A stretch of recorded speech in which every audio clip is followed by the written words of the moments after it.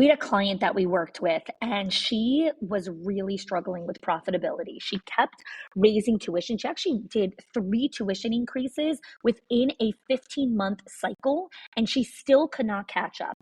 So I helped her work with our six money leaks in schools, and she only used three of the six money leaks and cut her expenses by 50%. 50. She did not fire anyone. She did not slash any of her programs, and she did not work more hours. Again, the six money leaks are not hacks or spreadsheets. These are patterns. They are small decisions that feel so normal that your school does, but they quietly drain your school's profit. So if you've ever wondered why you're working so hard, but still not seeing the return, this is your first step to clarity. Click the link in the show notes and find out what it's actually costing you.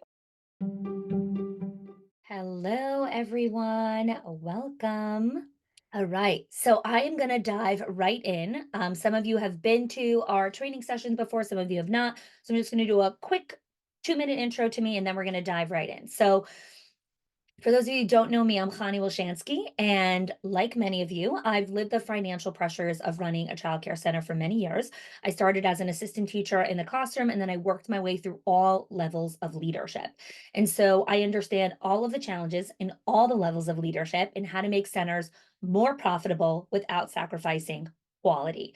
I ran centers during the 2008-2009 crisis. I got married during that year. So there's just a deep understanding of the nuances of what it takes to run a center. And what's really important to understand in today's conversation and the perspective here is this is not theory and spreadsheets. This is real, raw conversations with leaders just like you who are trying to make payroll, who are trying to manage costs, and trying to sleep at night despite all of the financial pressures. So, again, this is not a consulting conversation. I am in the trenches with leaders solving real money problems every single day. And that's really important why I put that preface inside of there is because a lot of things that you're going to hear today, you're going to think like, that can't really be true. I don't really trust that. This is real data from people that I've been working with literally in the last 3 to 6 months. So it's not like, oh, I did this, in 2017 when the economy was booming and the world looked very, very different. No, this is like right now, not just in the last year, in the last 3 to 6 months, this is what's going on. Okay, let's do some quick agenda and housekeeping. Number one, yes, you will get the replay. So if you are here live and you requested the Zoom link, we will personally be emailing back the replay. So do not frantically take notes. Please be fully present, okay? Number two, this is an interactive workshop, so please drop your questions as they come up. Do not hold them back. There is no stupid question. There is no such a thing as a stupid question. The only person on here who won't ask questions is the amateur. Ask the questions. Professional athletes and leaders and top CEOs ask questions. When they have access to this type of information, they ask questions. They do not get worried about, oh, but what's the other person going to think about this question that I asked? Who cares? Ask the question, get what you need answered. Okay.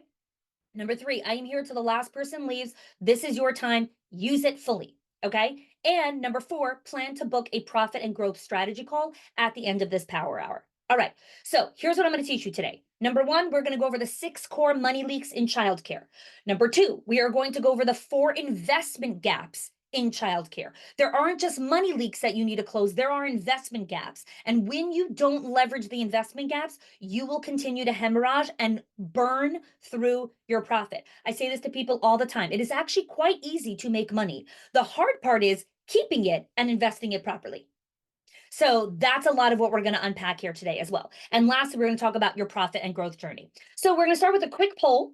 I'm going to put that inside of here. What is keeping you up at night about your center's finances? Quickly answer that question. Is it never enough cash flow to grow confidently? Costs keep rising, but raising tuition feels impossible. Not sure where our money is actually going. Or number 4, I cannot seem to build a strong financial foundation. As you guys answer that question, we'll give you about 30 seconds here to a minute to answer the question. For those of you that are just joining us, welcome. Please turn on your cameras. This is an interactive power hour. Again, every single one of you were personally emailed by me with the Zoom link, which means this isn't a mass produced power hour. This is curated with, see, there are a lot of people who emailed me and asked me for the link. I didn't give it to them if I didn't think they were a good fit for this power hour. So people who are on here are actually the right fit. So turn on your cameras, get engaged, and let me know in the comments your name and your role inside of the company, for those of you that are just popping in. All right, so we dropped here the poll. Please take a moment to answer it. Hi, Deanna. Hi, Tippy. There's so many people here I familiar with. Hi, Ava. Hi, Nancy. Hello, welcome. Hi, Becky. Okay, lots of people here that I know, lots of new faces, but hello to all the familiar faces that we know and love. Okay. All right, so we'll end the poll over there. Hopefully everyone answered it. Please take a moment to just answer that. Super important for you to even just be aware of, like, ooh, this is my biggest thing right now, right? This is not just about our team collecting data. This is you being reflective and saying, this is what I need. Okay. Whoops. Hi, Heather. Oh, this is so great. I love doing these things. Then I get to connect with people that I love. All right, so here is, whoops. Okay. So here are some of the things that I know you've probably tried in 2024. Number one, random rate increases, where you raise tuition without clear value, or you lost families due to competitors, or you lost families because free pre-K came in, or you damage community trust. There is a trust recession right now. In general, in society as a whole, people have lost trust in leadership and institutions. Literally look around America and the US. And so because there is a trust recession, it impacts childcare, which means there are families that you will have to work harder to build trust with them. It is not going to be just, oh, well, I'm such a great human, so of course you should love me. We're all great humans. We still have to build trust with people. Okay, here's something else I know you probably tried: cost cutting shortcuts. You probably reduced staff hours arbitrarily, you cut program quality, or you eliminated program enrichment. Here's another thing that you probably tried. I want you to write these down, like 1, 2, 3, 4, 5. I'm going to give you the top 5, and I want you to put into the comments which ones you probably tried. And it could be, you could be, all of the above. I did all of them. Okay. The third thing that you probably had tried, which failed: enrollment push, discounted heavily, filled spots without strategy, created ratio issues. Number 4, staff reduction, operating at minimum ratios, which increased burnout, which increased higher turnover costs. And number 5, DIY solutions, mixing age groups incorrectly, creating scheduling chaos, inconsistent systems. So come into the comments. Have you tried 1, random rate increases, 2, cost cutting shortcuts, 3, enrollment pushes, 4, staff reduction, or 5, DIY solutions, or 6, all of the above? Let me know in the comments. And hello again to everyone that just joined us. Okay, Tippy, a little bit of each, okay? 1 and 2, 2, 3, 5, rate increases, staff reduction, 4, 5, 6, okay? 2, 1, and 4, okay, thank you, good. Again, part of answering is to stay engaged and be present. I know how much everything around you is pulling for your attention. Close the tabs, mute the pings and the dings, be present. This is your 60 minutes, ladies. Mute those pings and dings. I promise you your center will be fine at 3 o'clock Eastern. It will be. Be here. Hi, Sylvia. Okay, rate increases, enrollment pushes, quality. All right, awesome. Okay, so let's continue. So what happens is most attempts reduce quality while not improving profits. Okay. And so what we need to be looking at is a more systemic optimization across all areas without compromising quality. One of the things that my team and I are always looking at, and this is our theme for 2025, is simplicity through systems. When something starts breaking or when something starts hemorrhaging in the business, the first question I'm coming to my team is, where's the system breakdown? Where's the workflow breakdown? Where's the communication breakdown? It is rarely, oh, we have to go hire someone. Oh, we have to go reduce our costs. Oh, no. That's panic pivots. Those are called panic pivots. It's, oh my God, we've got to do something. Shit. No, that's a panic pivot as opposed to a thoughtful, intentional, strategic change of direction. Give me a yes in the comments if you've done any panic pivots in 2024. I know I have. I've still, as much as I say that I'm trying to lean away from it, I still do it sometimes. And the beauty is trying to be cognizant of, how often am I doing panic pivots? Because let me tell you something, every panic pivot has costed my business money. Every single one has costed my business time, energy, profit, team, everything, brand reputation. Every single panic pivot does that. Okay. This is, again, look at the beauty of company that we're in. Everyone is doing this. Okay. So now we're going to start looking at, some other options. Okay. So let's go high level. Okay. We always like to go high level, 30,000 foot view. You guys are CEOs. You need to look at things from a 30,000 foot view. And then we start to get in the trenches. So the first thing I want to explain from a high level when it comes to financials is only one gear that you have to be turning inside of your business. In Schools of Excellence, we have our proprietary 5 gear system. The 5 gears are the only 5 things that you are ever working on in your childcare, which means literally right now, I can look at all of your calendars and all of your to do lists, and anything that's on there will roll up to one of these 5 things. What are the 5 things? Enrollment, staff retention, parent retention, financial health, and strategic growth. I'm going to say it again. What are the 5 gears? Enrollment, staff retention, parent retention, financial health, and strategic growth. Now, take a pause, think of your day, think of your week, think of the last couple months, and let me know in the comments in a caps or in a thumbs up if you're like, yep, all my activity rolls up to one of those 5 things. Everything that I'm doing rolls up to one of those 5 things. Those are the 5 gears. This is our proprietary process. How can I create the 5 gears?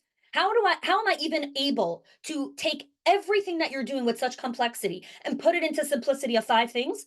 Is because I literally spend half of my time talking to people like you all the time, not on stages, in one-on-one conversations. And so I'm able to stay so close to the pain and struggle. So I know exactly what's going on in your center. So I can actually build solutions that solve real problems, not arbitrary theoretical problems that people could talk about from keynotes.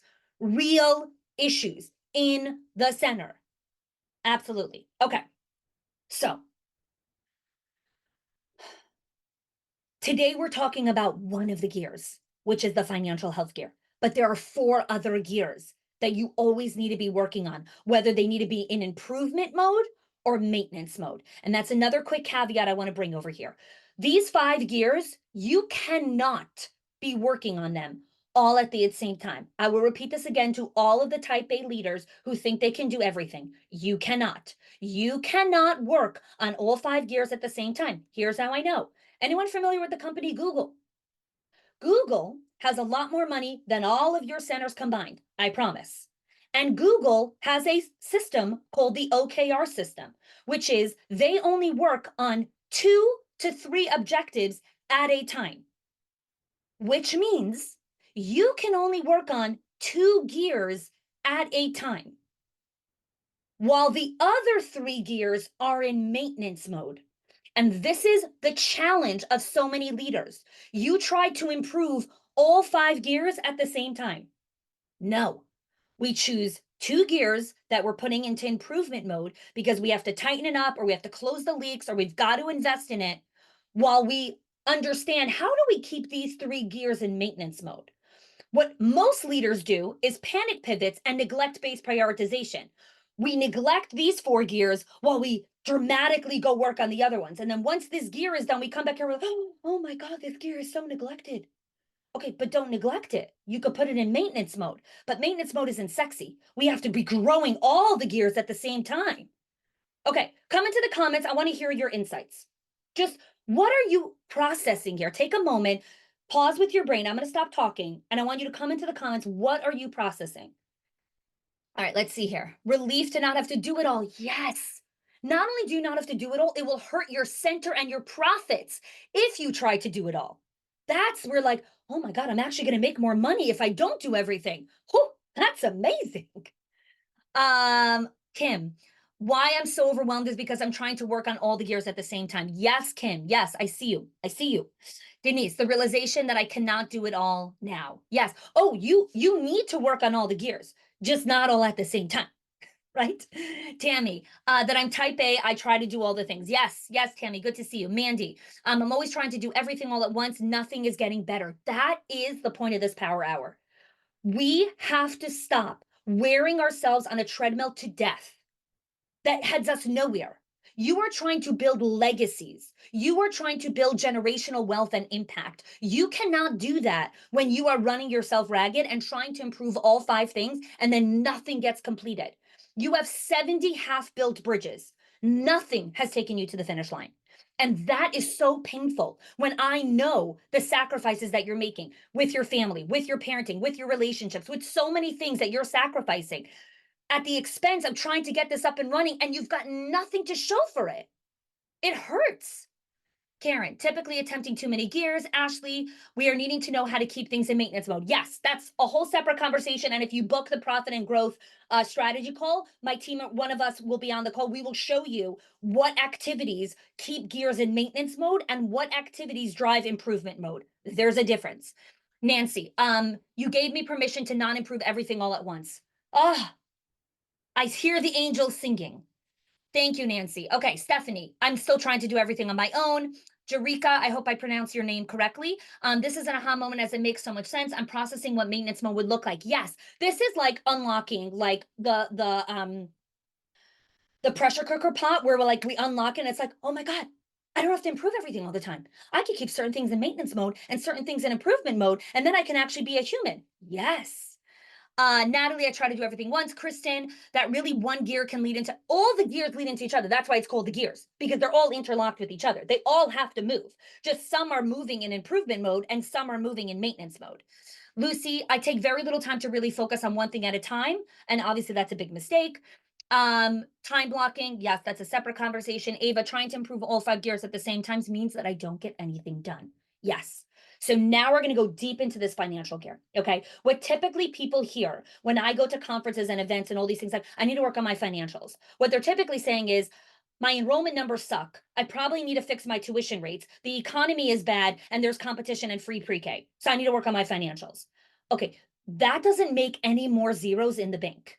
Like none. Like none. So we need to talk about how we're actually going to do that, right? And so the 6 money leaks are silently draining profit right now. Like they are literally leaking profit. Excuse me. Okay. Like I said in the beginning of the call, it's really easy to make money. It's very hard to keep it and invest it properly. So let's talk about your current reality, okay? You're probably looking at your P&L, wondering where all the money goes, right? Your revenue looks good on paper, but your profit isn't there. You're caught between rising costs and parents who push back on every rate increase. You're trying to invest in quality while watching every single penny. You feel like you're constantly putting out financial fires instead of building for the future. You're trying to open up another classroom, expand to another location, look at purchasing a different property. And you wonder, I just need to make it to the next payroll. I just need to make it to this next thing. I just need to make it to this next thing. And you keep thinking that relief is one tactic, one magical bullet away. And it's not. So take a deep breath with me. So let's talk about what financial peace actually means. Financial peace and relief is predictable cash flow every month. It's a clear understanding of where every dollar is going and how it's being used for the future. It is confidence and self-trust in your financial decisions. And it is learning how to build real wealth from your business. I had a conversation on Friday with a childcare owner. I was interviewing her for my book that I'm releasing in the fall, I'm sorry.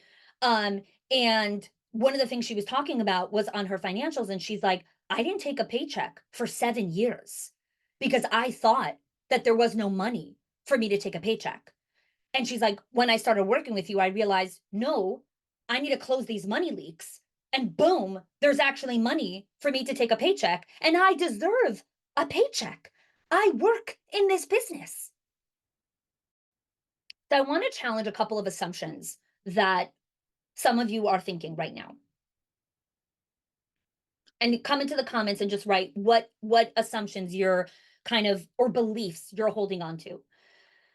If I can only enroll more kids, I can get over this financial hump. I just need to cut a couple more costs. We just need to raise tuition just a little bit more. It's just not the right economy now. I need to wait for the economy to get better. It's the comment blocks of there's never enough money. I need to wait for the next grant. I need to wait for the next government bailout, and I can't afford to invest. Because then I'm going to walk you through the questions that you could start asking. Ashley, we need grants, increased enrollment, just a few more children would make a big difference for me to breathe. And again, the reason why I'm bringing these up is because it's very similar to the couple who says, if we just increase our income a little bit more, then we could start saving for retirement. No, my friend, that never happens. In the same way that the family who's like, we can't give charity, we're barely making ends meet. My dear, when you make more money, you're still not going to give charity. It's a mindset. It's a mindset. Saving and charitable giving are both muscles. They are muscles. When Mayor and I were $50,000 in debt, we still gave charity because it's a muscle. And there is always someone that has less than us. And we will always give charity. When we were in our eyeballs in debt, I was still saving for a house.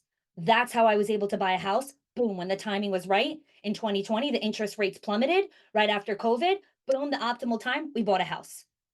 And every person we talk to who tries to tell us to refinance, I'm like, dude, you're never going to get our interest rate. Never, because those interest rates are never coming back again. And we were able to capitalize in it because even when we were up to our eyeballs in debt, I put $1 aside for a house, $10 aside for a house, $50 aside for a down payment. It is a muscle. Why am I telling you this? Because I need you to stop believing that you're one tactic away. You have to understand the fundamental shifts in your financials because no one's coming to save you.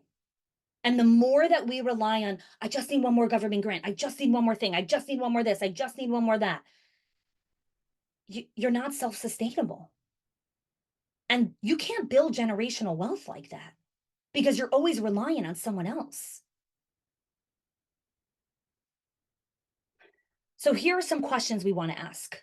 Where is money silently leaking out of our center? What systems are actually costing us money instead of saving us money?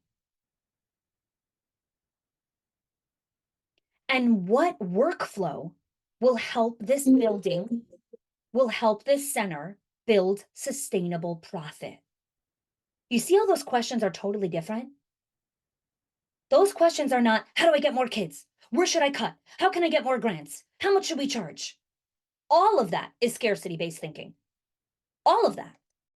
So I want to go over the 4 common mindset blocks. And the reason why I want to share this is because you will see this in your admin team also when it comes to making decisions. And that's why I'm going to share this here because I actually want you to reflect it back when you do one-on-ones with your team and they're like, well, we can't increase enrollment. We don't have enough staffing. We can't do this. We don't have enough this, right? They're having all the same mumble jumble stuff that you are.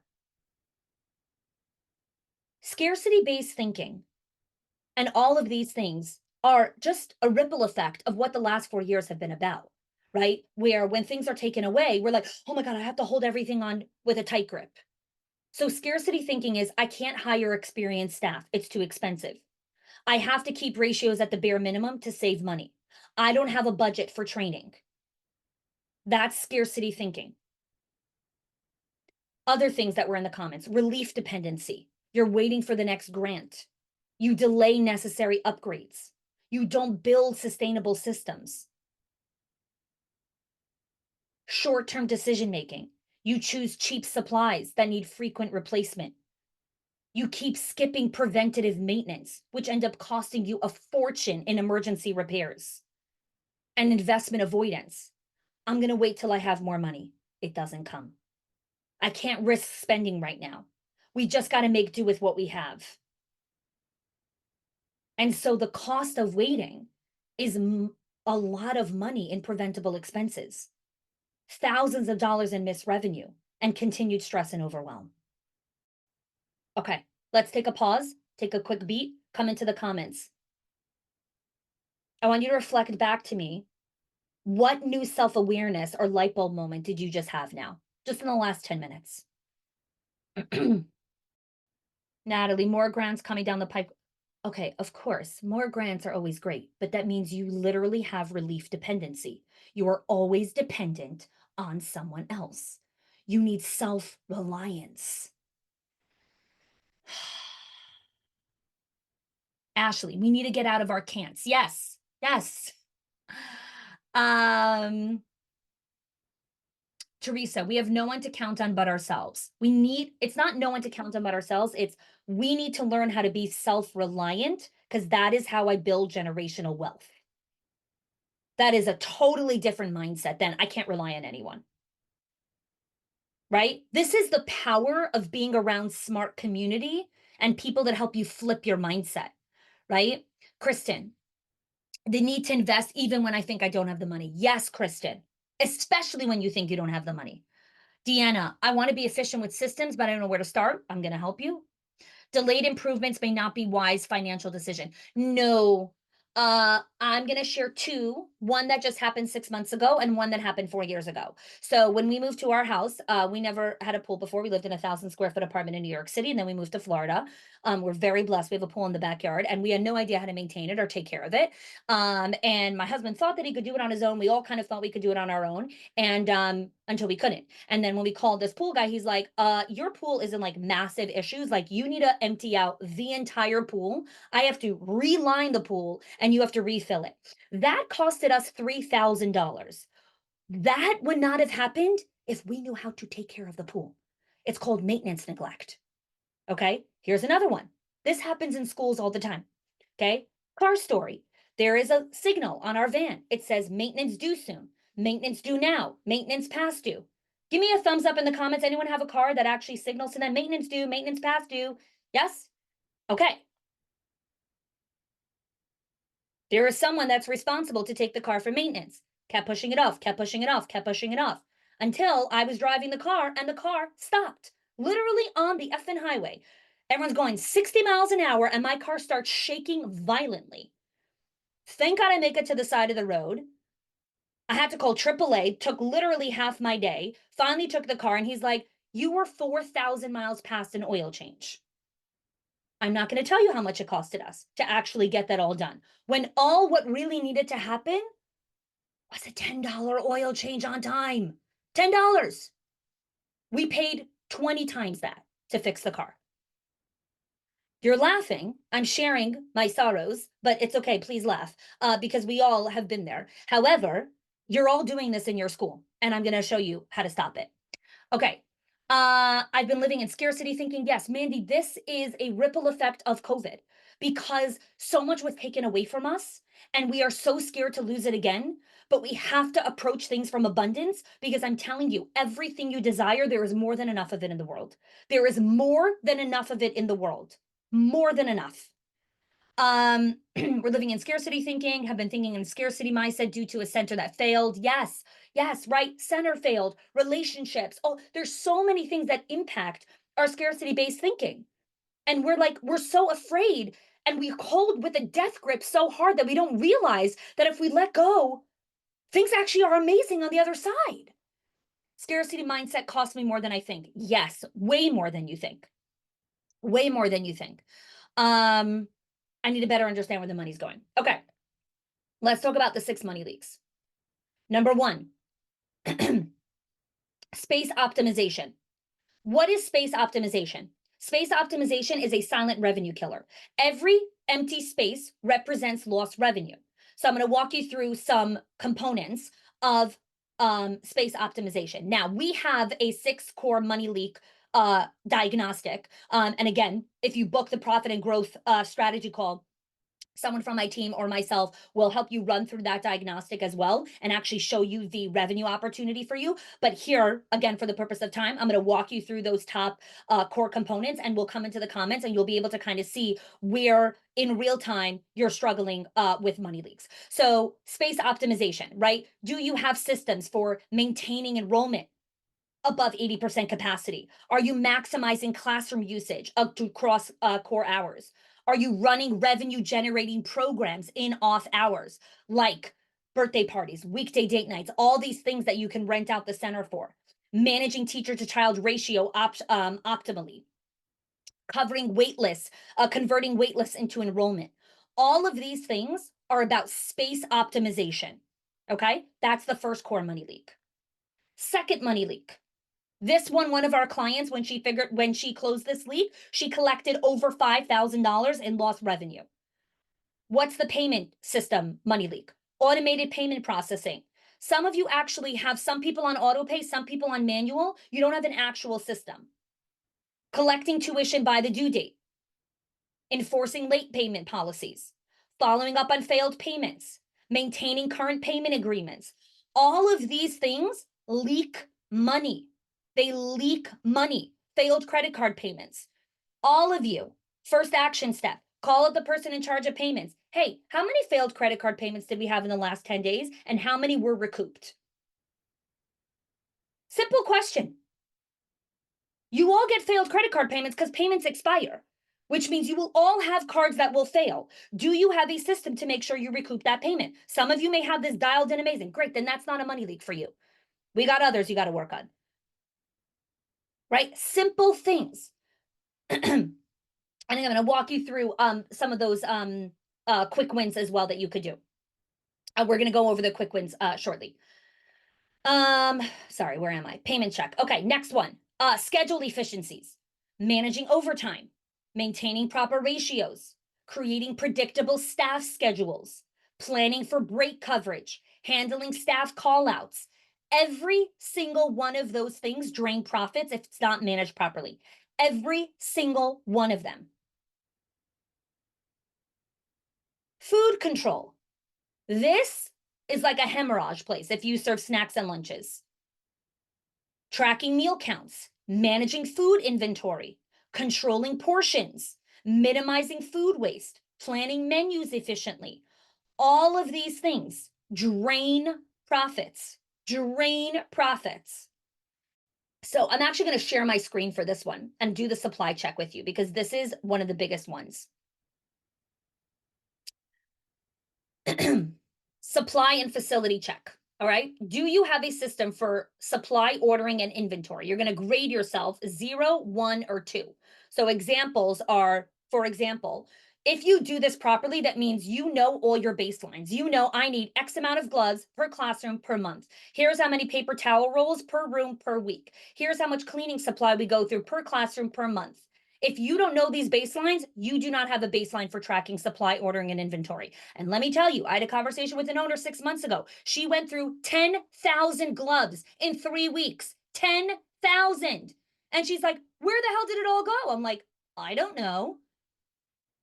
Do you know how much gloves your team needs to actually use in a week? You need baseline tracking. So, is it 0, 1, or 2? Next, storage organization par levels. So 0, disorganized and emergency runs. 1, basic organization. 2, we have an efficient system. Emergency supply runs cost on average $300 a month. That is being conservative. That is being literally conservative. Most of you, it's costing you way more than that. Way more than that. Way more. HVAC and equipment maintenance. So this is like playground maintenance, any kind of maintenance. Reactive only, we only maintain it when we see it's broken. Basic checks, or we have preventative systems. For example, a $300 filter change versus a $3,000 emergency repair. If you don't change the AC filters, guess what it costs? A lot. Plumbing and facility upkeep. I spoke to an owner on Thursday. She's like, every time I walk through the building, there's a sink running. Guess what? That costs money. That costs money. No schedule, basic maintenance, regular inspections. Okay, $200 maintenance versus a $2,500 emergency fix. Okay, playground. Again, all of these things. Lastly is admin and check, and then I'm going to check in with you guys. Admin and tech. This is a big one. This is probably one of the biggest drainers. We had a client who wanted to join our Schools of Excellence program, and she was looking for money to join, and I did the admin and tech check with her. She found $800 a month in software that she wasn't using. I was like, great, there you go. I just found you $800 a month. You're welcome. So admin and tech check. Are you integrating software? Right? Or do you have separate systems for everything? Or is everything fully integrated? Do you have digitizing processes? Right? Are you mostly paper, or is there a fully digital workflow? Do you have automated routine daily grind tasks? If you are doing manual daily grind, you are wasting. I do not even want to tell you how many hours a week. The manual daily grind must be automated. Reports, billing, communication, manage documentation. Do you have scattered documents? Do you have a basic filing or do you have a document management system? Utilizing software features. Do you have like 10 different softwares and you use each one partially and you pay for features that you never use? Or do you maximize all the 2 or 3 tools that you have? Okay, come into the comments and I want you to think, based on what I said here, what is your gut telling you the 2 money leaks that you know you need to close? The top 2 money leaks. So again, the money leaks are space optimization, payment system, schedule efficiency, food control, supply management, and admin and tech. Okay, let's see what we got here. Uh, Here we go. Space optimization, supply management, food and poor planning, emergency runs, supply management. Yeah. By the way, just so you know, whenever I do this with anyone, supply management typically comes in the top 2. Okay. And there are thousands of dollars sitting in supply management. Supply management and admin and tech are typically the top. But again, you do you. Inventory, schedule efficiency, admin and tech, supply, food control, other consumables, food control, supply management, lots of supply, lots of food control. Okay. So now pause and now step into yourself and ask yourself, what kind of relief would your school experience if you close these profit leaks? If you close these money gaps? What would happen? What would you do with that extra money? Where would you want it to go? Because it's there. If you do this properly and you do the quick wins, you will see cash immediately within 2 to 3 weeks. You will start to see the extra cash sitting there. What will you do with the savings? Saving just for the sake of saving is a crime. Because of inflation, it will lose the power of spending power immediately. So you cannot just save for the sake of saving. Either you take that dollar and you go invest it and you let it to start working compounded interest for you, or you take it and you invest it. And I'm going to talk about some of the things you can invest in. We do not just keep money in the bank. It is a crime to do that. You are losing all of that dollars buying power to inflation.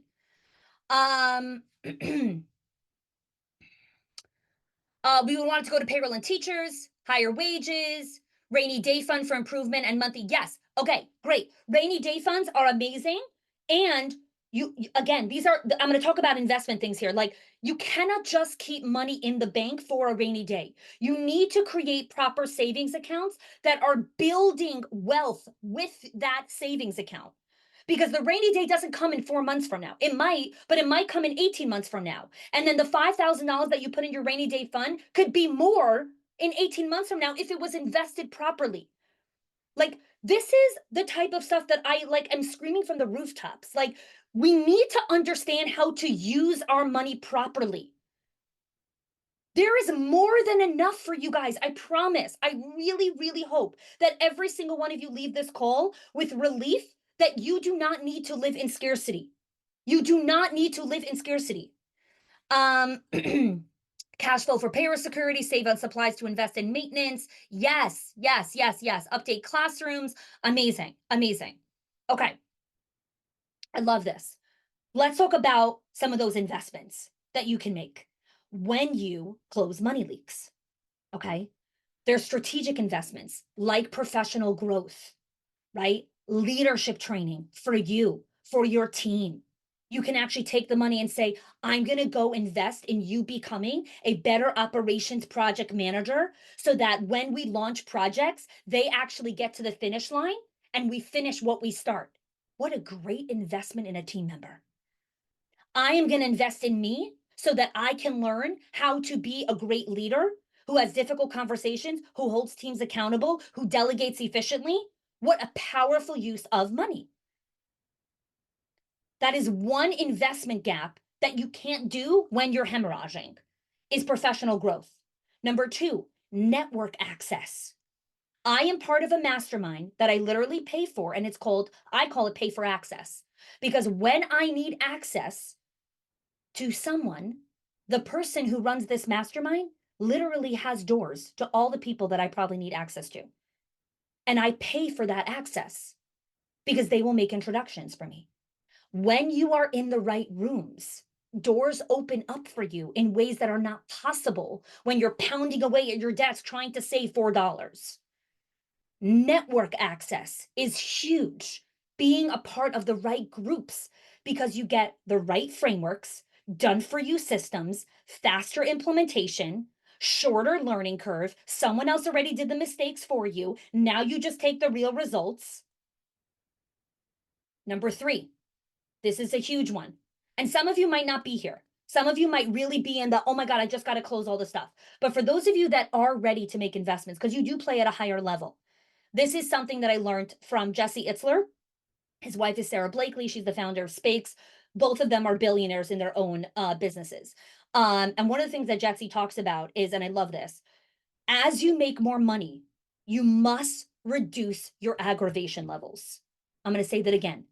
As you make more money, you must reduce your aggravation levels. My dad had this tiny car that he could not get into that was really uncomfortable. And he kept, taking around like it's old jalopy. And then he was finally like, okay, I have the money. I'm going to go and I'm going to lease, a car. But he went and like when he was choosing the options, he was like, I'm going to do this one. I'm like, Dad, you spend 7 hours a day in the car because my dad fundraises all the time. I'm like, well, I don't even understand what you're doing. Like, you have money, but you're going back into the same aggravation levels. You're getting the same type of car that's so uncomfortable, that doesn't have good seats, that doesn't have the right, like, you're doing the exact same thing again. You have to reduce your aggravation levels, Dad. You're 65. You're not 20. You don't have to drive a 20-year-old jalapa. Like, get the better car. And he's like, oh my God, you're right. And now here's the thing. We are trained, oh, that's greedy. Oh, that's pompous. Oh my gosh, I shouldn't get something more expensive. I didn't tell him to get a Rolls Royce. I'm like, Dad, you're allowed to sit in a better car. You're allowed to. So far too many of us are so used to penny pinching our whole life that when we actually make more money, we don't invest it in reducing our aggravation level. So you know what happens? You stay at that aggravation level. You never break through to the next ceiling. You can't because you're playing at this aggravation level. You don't have an abundance mindset. And the last thing for investments is risk management, getting the right insurance, getting the right liabilities. It prevents emergency cash drains. I'll walk you through literally what just happened in our house. When we bought a homeowner's insurance policy, I bought the best policy for flood and water damage. I had no idea that we were going to experience a flood or water damage. I just wanted the best policy. And it costed $60 more a month. Not a lot of money, but it is significant. $60 more is a lot when you also add on like the mortgage and this and that. Well, guess what? We had a pipe burst. We need to do water damage. Everyone else's policies, all of our friends bought policies that caps them at a $10,000 insurance payout. The damage that our water thing did is over $40,000 in damage. Our policy goes up to $75,000 in damage repair. So right now, when we're still arguing with the insurance because welcome to insurance, but we're going to get what we need to cover everything. My neighbor who had the same water damage.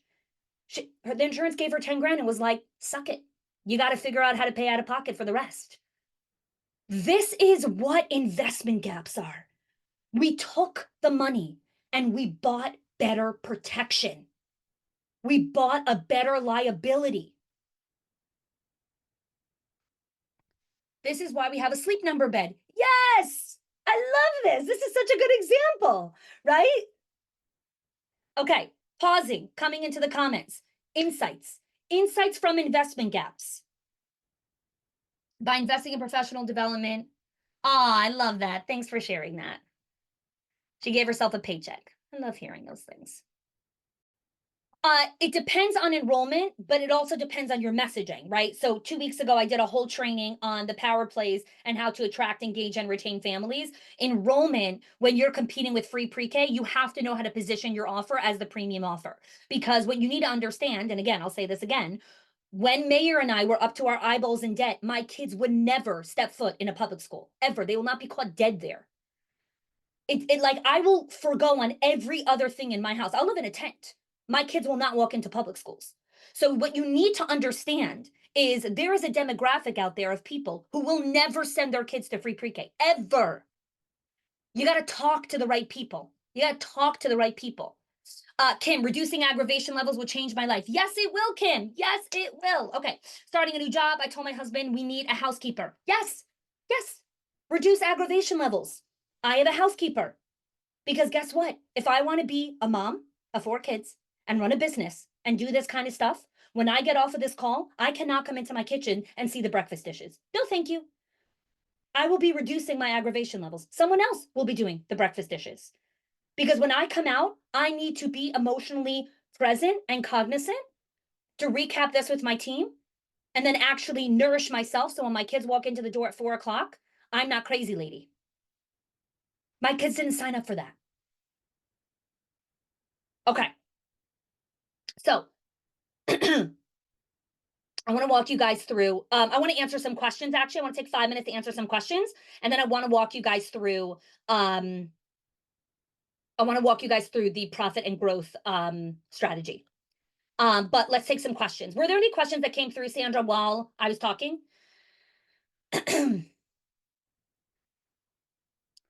The aggravation level concept is so eye-opening for me. I love that. I love that.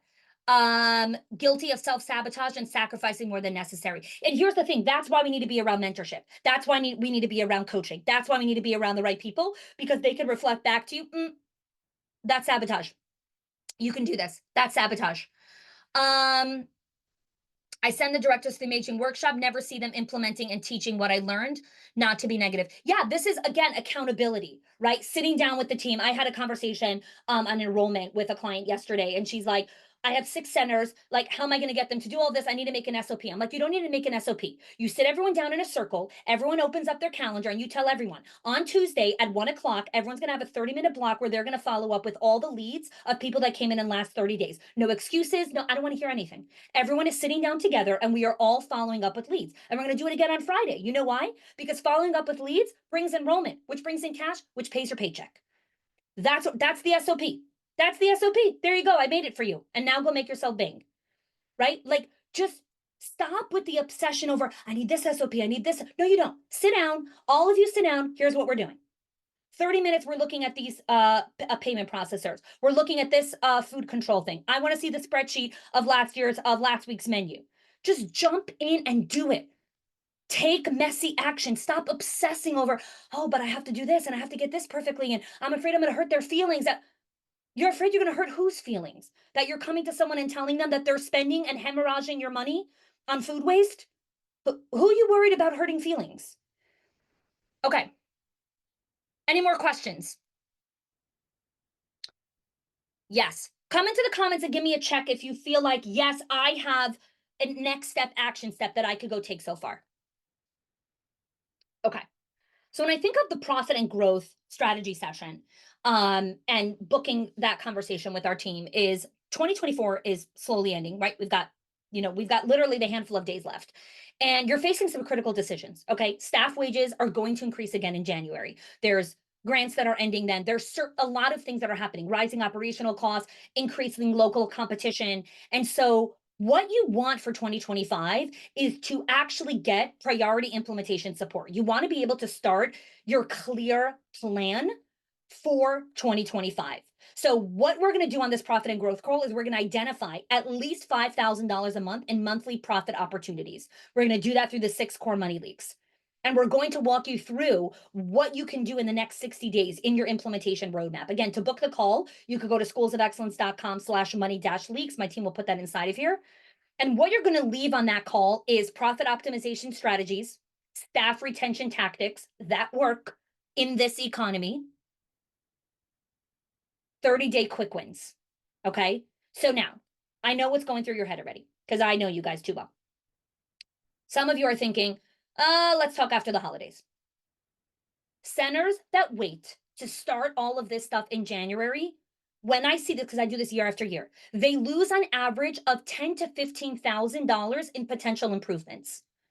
Because what happens is you come in after the holidays and it takes you 2 weeks of putzing around until you get your footing. And so you actually don't end up starting implementing till February. That costs you money. That costs you money. You need to do a profitability audit so that you could start 2025 without entering Q1 of like, okay, now do I start figuring this out? Okay. Some of you are also thinking, I need to check with my partner. I need to check with the board. I need to do blah, blah, blah, blah, blah. I get it. You need to be on the phone with decision makers. But here's the thing that we're going to do on the profit and growth crawl. You're going to get specific numbers. You're going to understand how to adjust what you need to be doing in your center. And the last thing I know you're thinking is, I don't have time to implement this.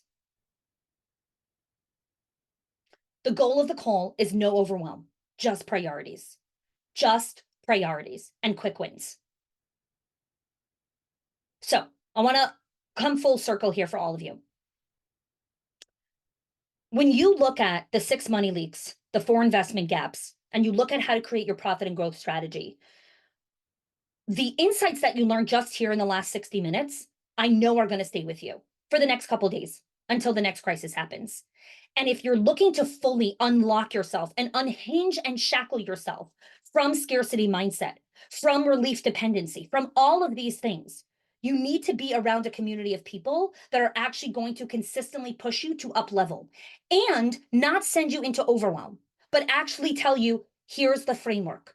Go give this to your parents. Here's the enrollment survey. Here's the enrollment form. Here's the actual engagement survey.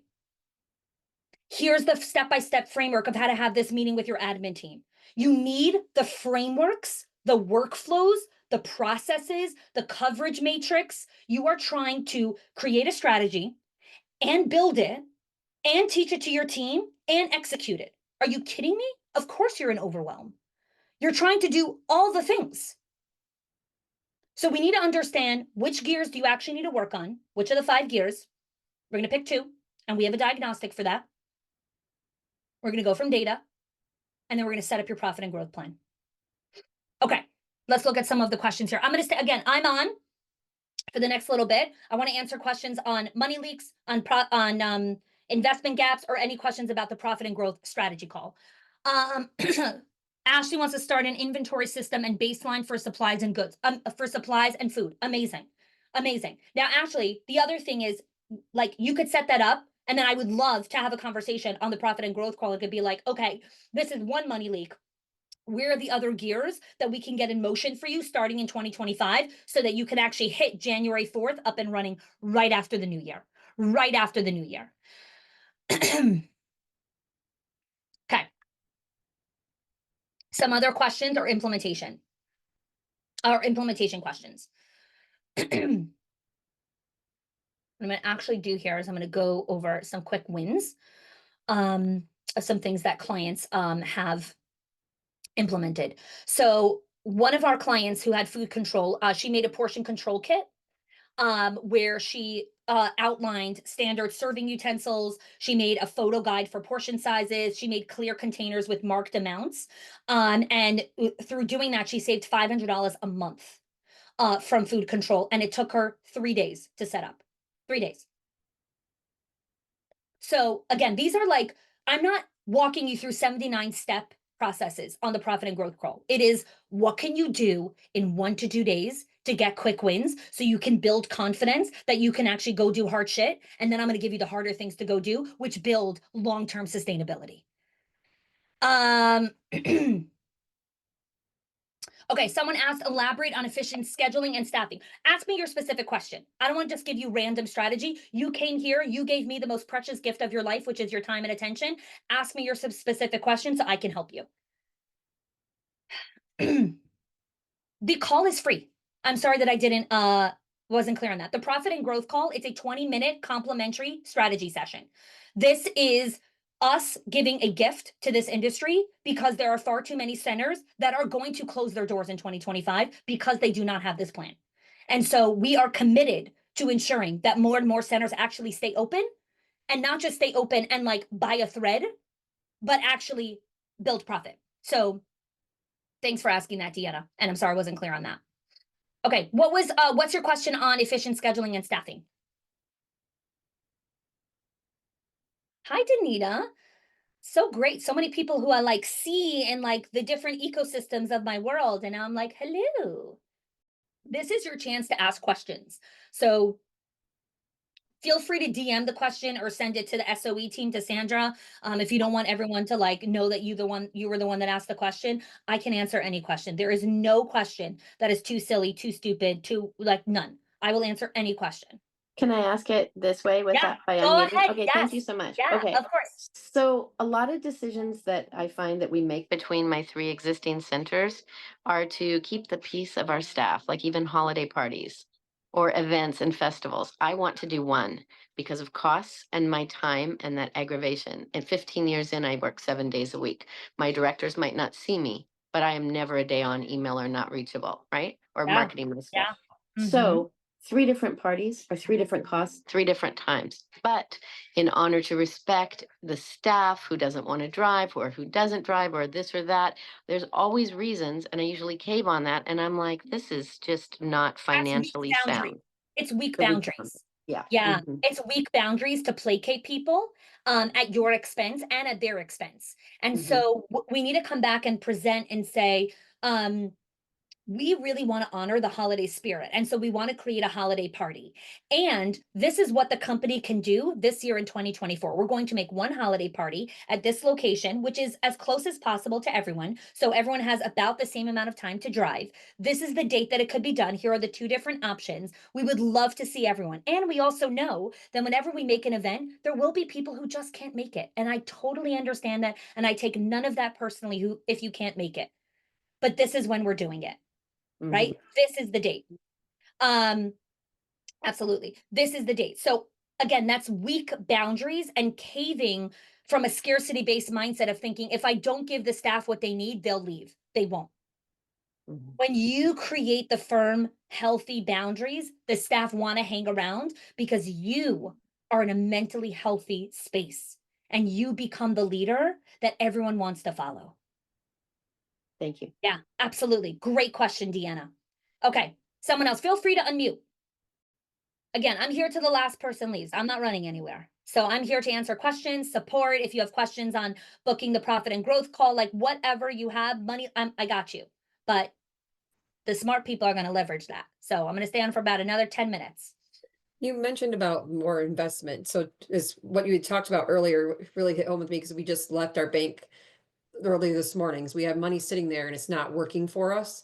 And so we've leveraged certain things, but I'm curious as to what other Yeah. means we could do for that. Well, what have you done so far? What leverage things have you done with the money sitting in the bank? We have laddered CDs currently for the last 2 years. And Okay. then we just today's are changing over to a preferred deposit account because our savings account was making minimal, like Okay. nothing on the money that Yep. was there. And that's it so far.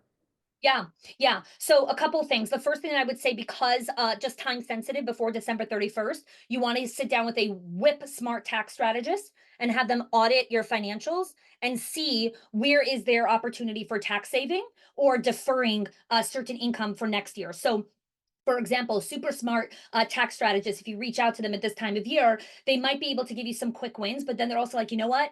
I need more time to develop a proper strategy. So what I'm going to do is we're going to defer 50 to $60,000 to actually next year's income, which will bring down your tax bracket. And then next year, while you'll be making more, we'll have a better tax strategy. So we'll be able to optimize on it. So there's a number of different ways to defer that. Each tax strategist will kind of, walk you through a different kind of way to do that.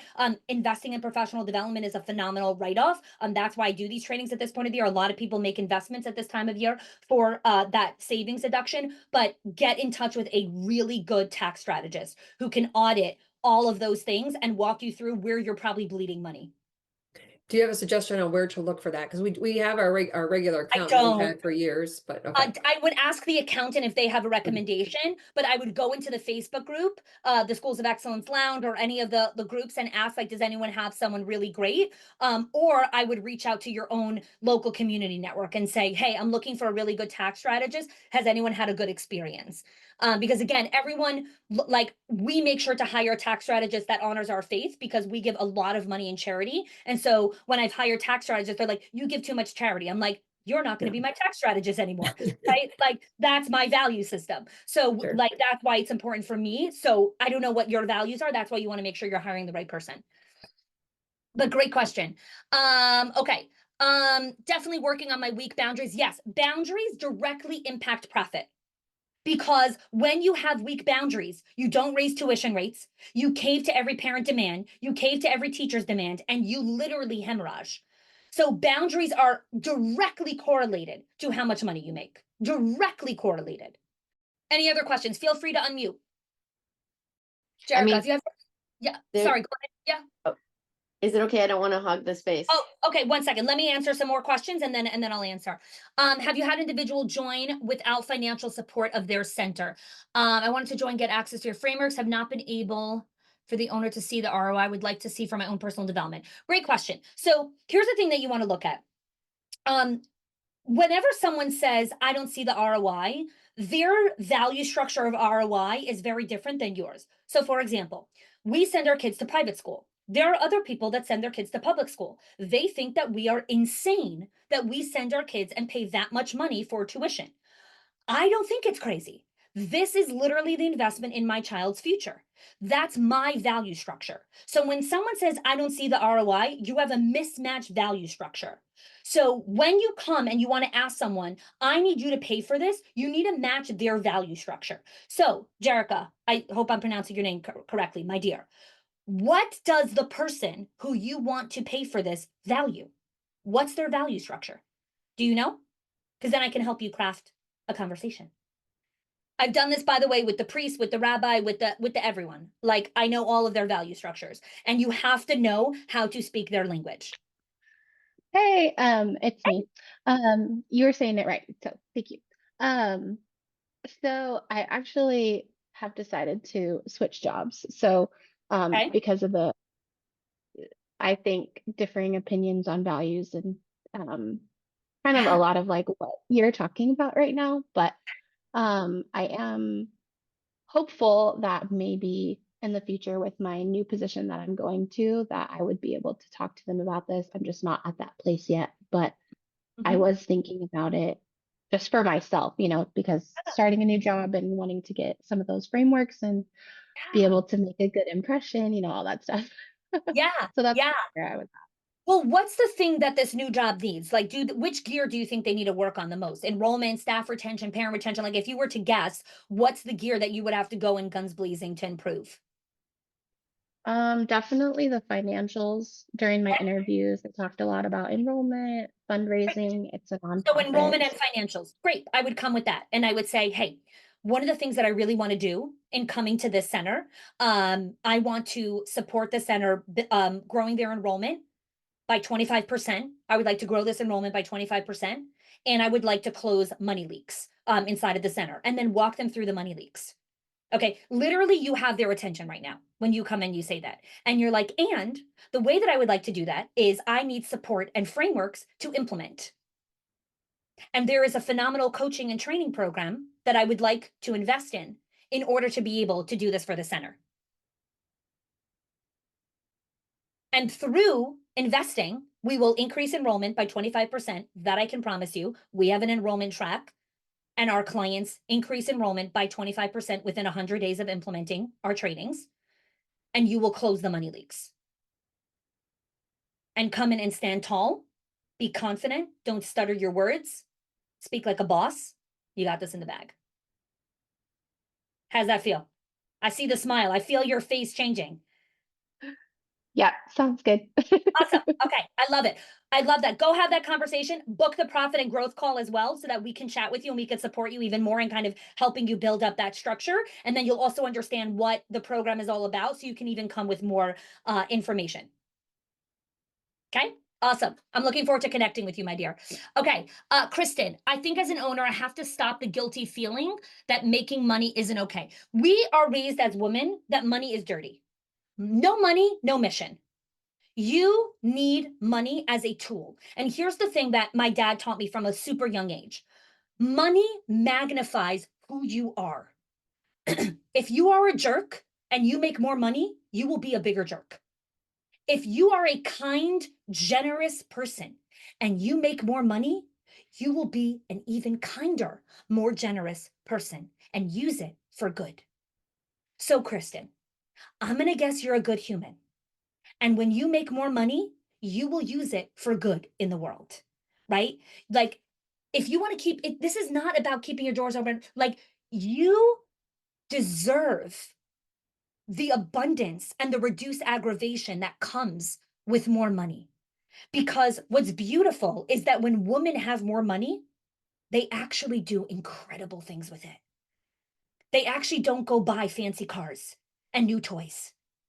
They go and invest it in their staff, in their team, in their kids. And this is why I want more women owning more money, because we do amazing things with it. Let me know your thoughts, Kristen. Feel free to unmute. Like, what's landing for you? No, I think you're absolutely correct. I mean, we can't do what we do when we're, when we're not here, and that it's, Yes. the money is the base of how we function. So the guilt of that has to go away. Yeah.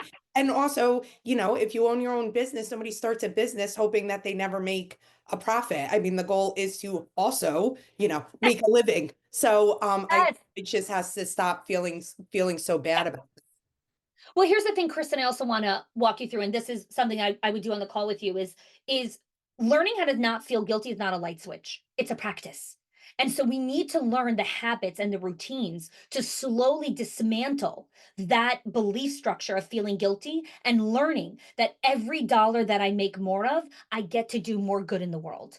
Because then you will start to actually enjoy making more money and you will find pleasure in more money in your bank account and you will use it for good.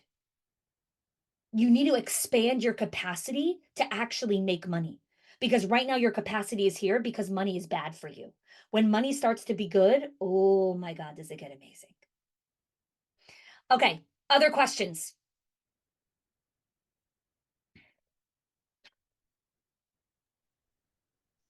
I had another one. Go ahead. So we had a center that I opened it that failed. Okay. And so I'm still, even with, I'm excited for the call and to try. I took a lot of notes to try these ideas and to not have them based out of panic. But it's hmm. Even to get ahead, I had to take out so many loans because grants weren't available Yeah. anymore in my area, and optimizing space and like doing parties and things in my space isn't allowed with our license. So I think each area has different challenges, right? Yeah. So you're going to look at all the money leaks and see which one you can actually use so that you stop taking out loans. Work Yeah. what you have. Close these gaps. And part of that is going to be a boundaries thing of saying, we are not spending money on this anymore. And you will have some teachers that will be upset and say, we are going to do temporary discomfort for long-term gain. Look at what's happening in Argentina right now. This is like such a great example, right? What did he do? He finally got the inflation to stop rising, but there is temporary pain for everyone there in order for the economy to pick back up again. This is the part that like society literally does not understand. You want a booming economy? You need to actually be conservative and feel some of the pinch a little bit in certain places, and then the economy will kick back up again. But when you spend money like drunken sailors, like everyone's been doing, and pumping thousands of dollars and inflating the economy, then we're here. Then we're here. So your center is experiencing the exact same thing. No more drunken sailor spending. No more taking out loans. None. We are working with what we have. And then not even giving directors bonuses this year? Maybe you don't do that. Or maybe the bonus is $100. Or maybe the bonus is, you know what? We have to hit these margins. And in 3 months from now, when we hit them, I will give you guys bonuses. Get people to link arms with you, right? I'm so guilty of feeling like money's bad, wanting to make money is greedy, even though I know it's for the good. Yes. Danita, how do I handle tuition increases? We haven't had a tuition increase in 2 years. Okay. Danita, what's your question? How do I email the parents and let them know? How do I handle it inside of myself so I could sleep at night? Like, what's your question? Feel free to unmute. Such great questions. I Love the guess, hat, by the way. can You you look hear me? good. Yes. Yes. I guess how much to go up, because what we Yeah. need to go to is probably, Yeah. you know, Yeah. Yeah. So you always want to look at what the market will bear. And you also right? want to understand the real estate quotient. So in New York City, anyone who owns real estate, there is a formula, which is when you raise rent, you should always have a 5% vacancy. So if you don't have a 5% vacancy, you didn't pick up the rent enough. Mhm. So if you pick up tuition and no one left, you didn't raise it enough. Okay, got it. Got it. I'm going to say that again. If you raise tuition and no one left, you did not raise it enough. Enough. Understood. People are allowed to feel uncomfortable and go somewhere else. Mhm. It's okay. Now, I'm not saying raise tuition by like $20,000 or whatever Right. it is, but you need to understand that like it's, and this is the panic pivots, right? I see this happen all the time. Owners raise tuition, like, oh my God, 4 families left. I'm like, 4 families out of 400? Are you kidding me? That's what you're panicking about? Right. Right? Does that answer your question, Danita? It Helpful? does. It Okay. does. And Okay. I know, yes. I love it. Thank I you. would love for you to book the profit and growth call because I'd love to show you some more opportunities as well. Okay. Thank you. Awesome. Ava, how do we tell parents that we're raising tuition? There's so many ways to do this. I've coached hundreds of leaders. You can do it through emails. You could do it through a personalized video and send the video out to families. There's no right or wrong way to do it. It's really about your connection with your families. So we have some schools that they're super small. They're only like 70 families. And so the owner created a video of herself and emailed it to the families and told them what was going on and then had like a script. Some people just send out like an email. There's so many different ways. There's no right or wrong way. Here's the thing I'm going to tell you, and this is a quote from Ellen Janger. Stop obsessing over making the right decision. Make the decision right. Whatever decision you make it right. We are obsessed with making the perfect decision. There is no perfect decision. Whatever decision you make, just make it right. Thank you so much for joining. Make sure to book the Profit and Growth call. This was phenomenal to connect with all of you, and thank you so much. If your accountant has ever told you to cut back on professional development or slash your teacher appreciation budget or your staff development budget just so you could stay afloat, or has told you, hey, you probably can't go invest in that program, please listen. The problem is not that you're spending too much money on your people or yourself or your investment or your support system. It's that your school has invisible money leaks that are draining your profit, leaks that no spreadsheet will ever catch or accountant. So I created the 6 money leaks of schools that show you the 6 core areas that schools lose money every single month without realizing it. If you close even one of them, your profits will start to soar without sacrificing your team.